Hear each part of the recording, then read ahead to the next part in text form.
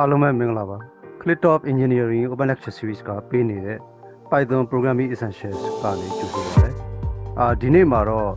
ဒီ9မိနစ်စာဗီဒီယိုလေးတစ်ခုကို mobile phone နဲ့ live run တဲ့သူတွေအတွက်ဘယ်လို apps ကိုသုံးနေတယ်လဲဘယ်လို run မလဲဆိုတာလေး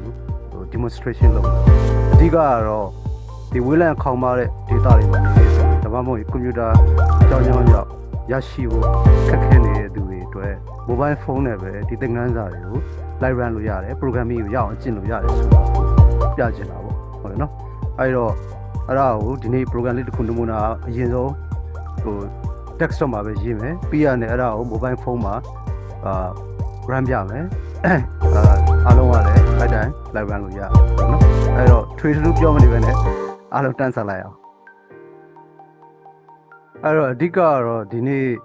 ပေါ့ကုတ်ကိုနမူနာကြည့်ရအောင်ဒီတင်ပြီးတဲ့ string method တွေလည်းသုံးပြီးသားဖြစ်သွားအောင်လို့ပေါ့ဟုတ်နော်Christmas တစ်ပင်လိုမျိုးတစ်ပင်လေးတစ်ပင်ဆွဲတာကိုကြည့်ကြည့်အောင်Christmas တစ်ပင်လိုဆွဲတာဒီပေါ်မှာကြားကောင်းရှိရဲ့အောက်မှာရိုးရိုးအခုဒီဗီဒီယိုမှာမြင်ရတဲ့အတိုင်းပဲပင်စီလိုမျိုးပေါ့ဟိုဟာရှိရဲ့ပေါ့အဲဒါဆရာတို့ကကျယ်ပုံလေးသုံးပြီးဆွဲမှာဆိုပါဒီမှာစိတ်ဆုံးမှာကျယ်တစ်လုံးဒုတိယအဆင့်မှာဆိုကျယ်3လုံးအဲဒီအဆင့်ပြီးရင်5လုံးပေါ့ရနော်အဲ့လိုတောက်ချက်ဆွဲသွားမယ်ဆွဲသွားတာကိုဆွဲခြင်းတဲ့အဆင့်ပေါ်မူတည်အဲ့ဒါကြည့်အောင်ပထမအဆင့်မှာဆိုဆရာတို့ဆွဲခြင်းတာဒီတစ်လုံးပဲဒုတိယအဆင့်မှာဆိုဆွဲခြင်းတာဒီနှလုံးပေါ့3လုံးပေါ့အဲ့ဒါဆွဲမဲ့အရေးအတွက်ဒီတကယ်တော့သင်္ချာရကြည့်2n - 1နဲ့ formula ထုတ်လို့ရအောက်ကကောင်ကတော့ဥပမာပေါ့4ခု3ရင်3 3ခု3ရင်3 5ခု3ကိုကျက်တော့3ပေါ့ရနော်ပြီးရင်အဲ့ဒါတွေအားလုံးဒီမှာ center align ဖြစ်မှာဆိုတော့မင်းတို့ string method တွေသင်ပြီးသားဒါနဲ့ string method မှာဆိုလို့ရှိရင်ကိုလုပ်ချင်တဲ့ string ရှိရပြီးရင် center လုပ်ချင်ရင် string.center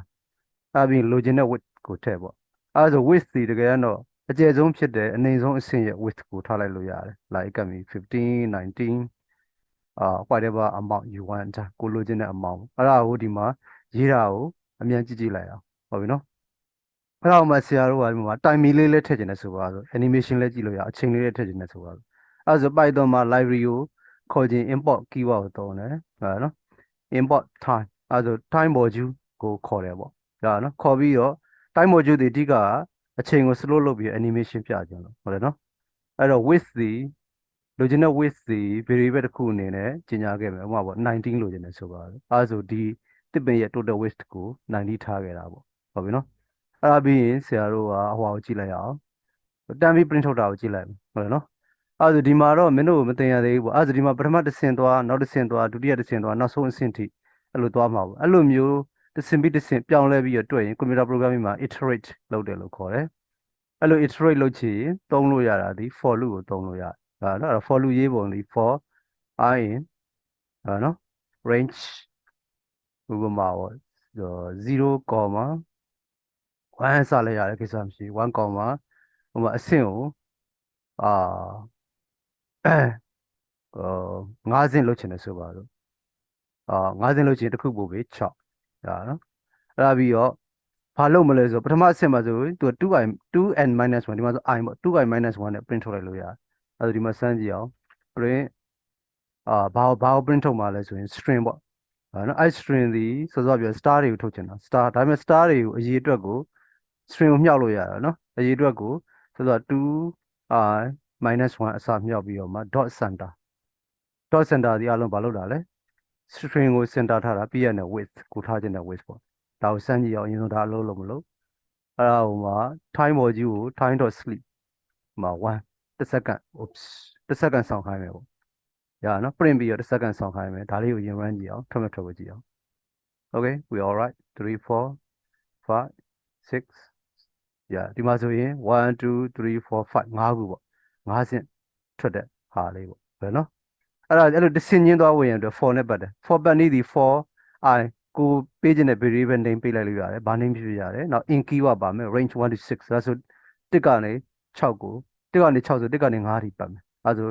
1 2 3 4 5အဲ့ဒါပြီးတော့ဒီမှာ star sheet တွေ plot မှာပေါ့ star sheet တွေဒီ iteration တက်လာတဲ့များ star ရေအတွက်များလာမယ်ဒါနော်အဲ့ဒီများလာတဲ့ formula ဒီ 2n - 1ဒါပေါ့ 2i - 1အဲဆိုဒီမှာပထမဆင့်ဆိုတစ်လုံးဒုတိယဆင့်ဆို I က2ဆို2နဲ့4တဲ့တင်တော့3ဒီမှာ3လုံးပေါ့ဒါနော် အဲ့ဒါမှ dot center ထားမယ် width က total 19ယူတာဟုတ်နော်အဲ့ဒါပြီးတော့ဒါအားလုံးပြီးသွားတဲ့အချိန်မှာဆရာတော့ပင်စီလေးပါပလော့ကျင်တော့ပင်စီကကြတော့ iterate မလုပ်တော့ဘူးဟိုဘက်က for loop ထဲမှာမထည့်တော့ဒါမှမဟုတ်လေပင်စီအတွက်တသက်ပင်စီကိုဥမှာပေါ့ပင်စီလဲ9ခုလုပ်မယ်ဆိုရင် iterate လုပ်ပေးလို့ရတယ် for I in range 1 to 6ပင်စီကြတော့သူ့ရဲ့ဟွာကဟိုကျဲအလုံးရည်အတွက်ဒီအတူတူပဲဖြစ်သွားပြီဆိုတော့ star ဥမှာပေါ့ဒီမှာဆို3လုံးသုံးလိုက်မယ်ပြီးရင် dot center width ပြီးရင်သူ့မှာလည်း post ထည့်ထားမယ်ဥမှာပေါ့sorry sleep ထည့်ထားမယ် time dot sleep တစ်စက္ကန့်ဒီကောင် run လိုက်ရင်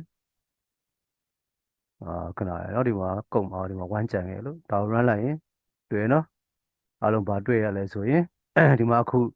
head ကိုထုတ်နေပြီအဲ့ဒါပြီးတော့ stem ကိုထုတ်လိုက်ဒါနော်ဒီမှာကြည့်လိုက် stem 3လုံးကတကယ်တော့ဘာဖြစ်လဲသေးလွန်းတယ်ဟုတ်လားနော်အဲ့တော့ stem ကို maybe 5လုံးလောက်ထားလိုက်မယ်ပြီးရင်အဆင့်6လုံးကလည်းဒီမှာ arrow နဲ့ဆိုင်ဘာဖြစ်လဲရှည်လွန်းတယ်ဟုတ်လားနော်အဆင့်5ဆင်းရလဲ3ဆင်းလောက်နဲ့ပဲဖြတ်ချကြည့်အောင်ဒီမှာပြန် run ရင် alright ပထမ arrow အတွက်5ဆင်း print တယ်ပြီးရင်ဒုတိယအောက်က sorry 3ဆင်းလိုချင်ရင်40သွားမှာရဟုတ်နော်အဲ့တော့ပထမ arrow 5ဆင်း plot တယ်ပြီးရနဲ့3ဆင့်တွေ့နော်အားလုံးဒီမှာခေါင်းနဲ့ plot တယ်ပေါ့အဲ့ဆိုရင်ဘာရပြီလဲဆိုတော့ arrow နဲ့ခေါင်းလေးနဲ့ရပြီပေါ့ဟုတ်ပြီနော်အဲ့ဒါကိုဒါဆိုဒီ code ကိုဒီ mobile နဲ့ program နဲ့ကြည့်အောင်အဲ့တော့ mobile သမားတွေအတွက်ကတော့ဆရာတို့ကမင်းတို့အတွက်အဆင်ပြေစေဖို့ဒီ code ကိုအောက်က YouTube description မှာထည့်ပေးမယ်ဟုတ်တယ်နော်အဲ့တော့တိုက်ပြီးမကြအောင်လို့ပေါ့ဒီ code ကိုကူးလိုက်ကူးပြီး YouTube description ကကူးပြီးတော့じゃမင်းတို့ရဲ့ mobile ဒီ Python run နဲ့software မှာထည့်လိုက်မယ်ထည့်ပြီး run လိုက်ရင်ဒါရပြီ run လို့ရပြီဆိုမှကိုကြိုက်တဲ့ design တစ်ခုဥပမာဒါမျိုး2ဆင့်3ဆင့် Christmas တစ်ပင်2ဆင့်3ဆင့် run ကြည့်ရမျိုး run မယ်အဓိကကတော့စောစောပြောတဲ့အတိုင်းပဲဒီကွန်ပျူတာမရှိတဲ့ဝေးလံခေါင်ပါတဲ့ data တွေမှာနေတဲ့သူတွေက mobile ကိုပဲသုံးပြီးတော့ Python ကို live run လို့ရတယ်ဒီပညာတွေရအောင်ယူလို့ရတယ်ဆိုတာကိုပြချင်လို့ဖြစ်တယ်ဟုတ်နော်အဲ့ဒါဆိုရင်ခု mobile ကိုရွှေ့လိုက်အောင်အားလုံးအခုအားလုံးမင်းတို့မြင်နေရတာကဆရာရဲ့ဒါ Android Huawei Android phone လေးဖြစ်တယ်ဟုတ်နော်အဲ့ဒီဖုန်းကနေပြီးတော့ Python run ဝင်ရတဲ့ဆိုအားလုံးဒီမှာမြင်နေတာပဲ Python 3ဆိုရဲ apps တင်ထားတယ်ဆရာတို့ကြံပေးချင်တာတော့ Python 3ကိုလောလောဆယ်သုံးကြည့်ပေါ့ဟုတ်နော်အဲ့ဒါ Python 3ကိုဖွင့်လိုက်မယ်right ဖွင့်လိုက်အားလုံးတွေ့တဲ့အတိုင်းပဲဒီမှာစောစောအတိုင်းပဲ editor တက်လာပြီစောစောက code ကိုဒီထဲမှာရေးလိုက်ရင်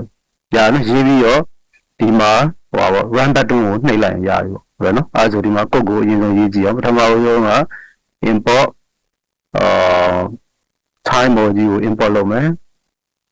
right အဲ့ဒါပြီးတော့ဒုတိယကဘာလုပ်မလဲဆိုလို့ရှိရင်width ကို setting ပေးခဲ့မယ် width equal 90လိုချင်တယ်ပေါ့ဥပမာပြီးရပြီးတော့ဆရာတို့ကဆက်လုပ်မလဲဆိုအဲ့ဒါကို for loop စာမယ် for ပထမအဆင့်ညာကောင်းတဲ့နော် for I in range 1,6 right အဲ့ဒါညာကောင်း5ဆင့်တော့ဟုတ်နော်အဲ့ပြီးတော့ဒီဘက်မှာဗာရေးမလဲဆိုရင်for loop ရဲ့ oh sorry ဒါမှားပြီးရိုက်လိုက်လို့ခဏလေးအားလုံးခဏဆောင်နေ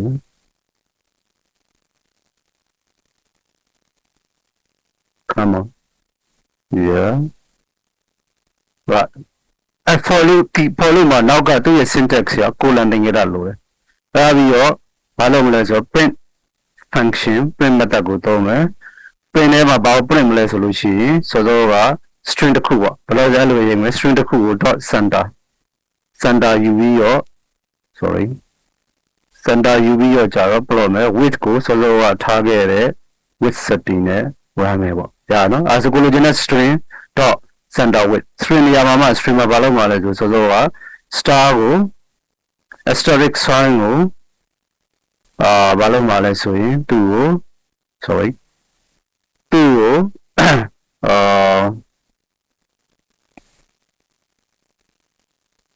နောက်မှာကိုယ့်ရဲ့နောက်မှာရေးမယ်သူ့ကို loop တွင်းမှာပဲ iteration လုပ်နေတဲ့အတွင်းမှာပဲအကျဉ်းကြီးတော့ပြောင်းလဲမှာပြောင်းလဲတာဒီဘယ်လောက်လဲဆိုတော့ 2i minus 1အကျင့်ရတဲ့ပြောင်းလဲမယ်ဟုတ်နော်အဲရော 2i minus 1အလိုဒီမှာကြည့်လိုက်ရင် print star symbol ကို 2i minus 1အကျင့်ကြီးပွားပြီးမှ center နဲ့ဘာဖြစ်လဲဆိုတော့ plot တာပေါ့ right so that is just the command we need အဲ့ဒါပြီးရင်ဘာလုပ်ခိုင်းမလဲ time module မှာ sleep လုပ်ခိုင်းမယ်အဲ့ဒါ pause လုပ်ချင်လို့ပေါ့ဘယ်လောက်လဲ1 second ရတော့အဲ့ဒါပြီးတော့တကယ်တော့ဆရာတော်ဒီ for loop တစ်ခုလုံးကိုကူးရလို့ရပြီ right ကူးပြီးတော့ကြတော့ copy ယူပြီးတော့အောက်မှာ paste လုပ်မယ်အဲ့ဒါဘာအတွက်လဲအောက်ကပင်စီအတွက်ပေါ့ဟုတ်ပြီနော် paste လုပ်လိုက်ရင်ရပြီပင်စီရကြတော့စောစောက30ပဲလိုချင်တယ်30လိုချင်ရင် format I want to 40ပဲတွားမယ်ဟုတ်တွားပြီးတော့ကြတော့ဒီတစ်ခါကျတော့သူ့ရဲ့ width စီ change ရမလို့တော့ဟုတ်နော် change ရမလို့တော့ဆိုတော့ I formula နဲ့တွားရမှာပဲနဲ့ constant မြောက်ပေးလိုက်ရပြီ like 3ခုယူမယ်3ရရနော် that's all ဟုတ်နော်အဲ့တော့တကယ်လို့ဒီမှာ syntax error မရှိဘူးဆိုရင်သူ့ကို run လိုက်ရင်ကို run ကြည့်လိုက်မယ်ဟုတ်ဒါဆိုရင် syntax error ရှိနေတယ်ဟုတ်နော်ဘယ်နာမှာလဲဆိုရင် 2i minus 1မြောက်တဲ့ဟာပါပေါ့အဲ့တော့ 2i minus 1မြောက်တဲ့နေရာမှာ1ကျန်ခဲ့တယ်ဟုတ်ပြီနော် okay 1ထည့်လိုက်မယ် 2i minus 1 dot center width ဟုတ်ပြီနော်ပြန်မှန်းလိုက်မယ် so you see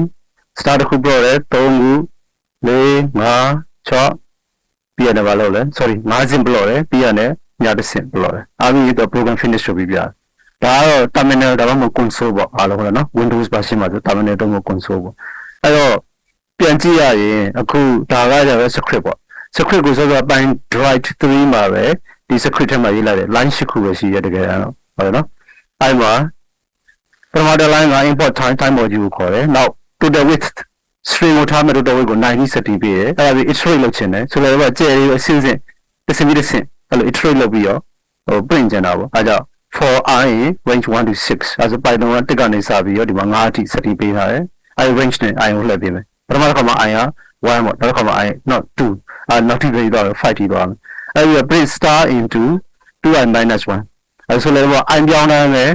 ကျေရဲ့အရေးအတွက်ပြောင်းခိုင်းတာပေါ့အဲ့ပြောင်းခိုင်းပြီးတော့ dot center လို့ center ထားပြီးတော့ width 90နဲ့ print ထုတ်တယ်အဲ့ဒါပြီးတော့1 minute sorry 1 second pause လုပ်ခိုင်းတယ်အဲ့ဒါပြီးတော့ဒါကအပေါ်က arrow ပြီးတော့အောက်ကပါလဲဆိုရင်ပင်စီကြတော့ width အသိမလို့ဒီမှာအားလုံးတွေ့ရတာပဲ width ကိုဘယ်လောက်ထားလဲ3အသိထားတာပေါ့ရနော်အဲ့ဒါကိုတကယ်တော့တင်ထားခြင်းလို့ရတယ်ဟုတ်နော်တင်ထားခြင်းဆရာကဒီကနေပြီးတော့where safe I think here from yeah ဒီမှာတွေ့နော်ဒီ folder sign နေကြည့်ပြီးတော့ဒီ script ကိုတင်ထားခြင်းတင်လို့ရတယ် save ဆိုပြီးတော့ဒီမှာသူက system root file home directory အကုန်ပြတယ်အဲ့တော့ home ထဲကနေပြီးတော့နမူနာပေါ့on library ဒါနော်တကယ်တော့ဆရာတို့ system root ထဲက system root က access လုပ်လို့မရဘူးဟုတ်နော်ဒီထဲက folder တက်တဲ့တစ်ခုကိုမှတင်ထားပေါ့ဟုတ်နော်ဒီမှာ new folder ဆောက်ချင်လိုက်ရတယ် new folder ဆောက်လိုက်မယ်ဟိုမှာ new folder name ကိုPython လို့နာမည်ပေးလိုက်မယ် just for example createအဲ့ထဲမှာ Python ဆိုတဲ့ folder တက်လာပြီပေါ့ဟုတ်နော်အခုဒီထဲမှာဆက်ရမယ်ဆိုမှ select folder ရွေးလိုက်ပြီးသူ့ဒီမှာ Python ရဲ့ဟို edit ဟိုပါပေါ့ script file ကိုတင်လို့ရတယ်နာမည်ပေးခြင်းပေးလို့ရတယ်ဟုတ်နော်အမှာပေါ့ for loop test လုပ်တဲ့ Python program တစ်ခုပေါ့ so I save it I save ရင်တော့ခါကြအဲ့ဒါပြန်ခေါ်သွားလို့ရတယ်ဟုတ်နော် so that's all so that's the way we run it on mobile platform so it's quite easy straightforward using Python 3 of course တချို့ similar နဲ့ library module ရတော့ Python 3မှာရမှာမဟုတ်ဘူး but you don't have to worry it အားလုံးဒီခုဗီဒီယိုလေးကိုကြည့်ဒီ Android ရိုးရိုးဒီ model ဆိုတာတော့မမြင်ဘူးเนาะအဲ့တော့ရိုးရိုး Android phone တစ်လုံးနဲ့ပဲ Python လို့ programming language ကိုဒီ YouTube channel ဗီဒီယိုကိုကြည့်ပြီးတော့ live run လုပ်ရတယ်တက်မြောက်အောင်သင်လို့ရတယ်ဒါအဆင့်မြင့်တဲ့ဟိုတချို့ module တွေ library တွေတော့ဒီမှာရမှာမဟုတ်ဒါပေမဲ့ Python programming ရဲ့ basics ကိုကောင်းကောင်းနားလည်အောင်ကွန်ပျူတာမရှိဘဲနဲ့ mobile phone နဲ့ပဲ run လုပ်ရတယ်ဟုတ်တယ်နော်အဲ့တော့ဆရာတို့စောစောကပြောခဲ့တဲ့အတိုင်းပဲ ဒီဗီဒီယိုလေးကိုကြားဖြတ်ပြီးတော့တရုပ်ပြပေးရတာဘာကြောင့်လဲဆိုရင်ဒီ subscribe လုပ်တဲ့လူတွေကကျွန်တော်တို့မှာကွန်ပျူတာမရှိဘူးလောလောဆယ်ကွန်ပျူတာဝယ်နိုင်တဲ့အနေအထားမရှိဘူးအဲ့ဒါဆိုရင်ကျွန်တော်တို့ဘယ်လိုကျင့်ရမလဲလို့မေးတဲ့လူရှိလို့မို့လို့ဆရာတို့က Android နဲ့တစ်ဖြတ်လုပ်ပြီးတော့ run ပြတာဖြစ်တယ်ဟုတ်လားနော်အဲ့ဒါအပြင်ပြီးခဲ့တဲ့ဗီဒီယိုမှာလည်းပြောထားတဲ့အတိုင်းပဲဆရာတို့ရဲ့ဒီအခု run ပြတဲ့ program တွေကိုmobile phone မှာကြတော့အဲ့ဒါကိုလိုက်ပြီးတော့တချောင်းချင်းတစ်လုံးကြီးရရင်ကြာတဲ့အတွက်ဆရာတို့ရေးထားပြီးတဲ့ script တွေကိုလိုက်ကြည့်ရသူက mobile နဲ့လိုက်လေ့လာတဲ့သူတွေကမြန်မြန်လုပ်လို့ရအောင်ဆရာတို့ရဲ့ဒီရေးထားပြီးတဲ့ script တွေကို YouTube အောက်က description မှာလည်းထည့်ပေးထားတာဖြစ်လို့ description ကနေပြီးတော့ကူးပြီးတော့ run လို့ရတယ်ဟုတ်တယ်နော်တခြားလဲအလင်းနဲ့လို့အသုံးပုတ်စာတွေကို mobile phone နဲ့ပဲ run လို့ရအောင်ဆရာတို့အတရုပ်ပြပေးမှာမို့လို့ channel ကိုစောင့်ကြည့်ကြဖို့အားလုံးဖိတ်ခေါ်ပါတယ်မိတ်ဆွေတမျိုးရင်းနေနဲ့လည်းဆရာတို့ရဲ့ channel လေးကိုအားလုံးမျှဝေပေးကြပါအောင်ဒီတစ်ပတ်တော့ဒီလောက်ပါပဲအားလုံးပဲ bye bye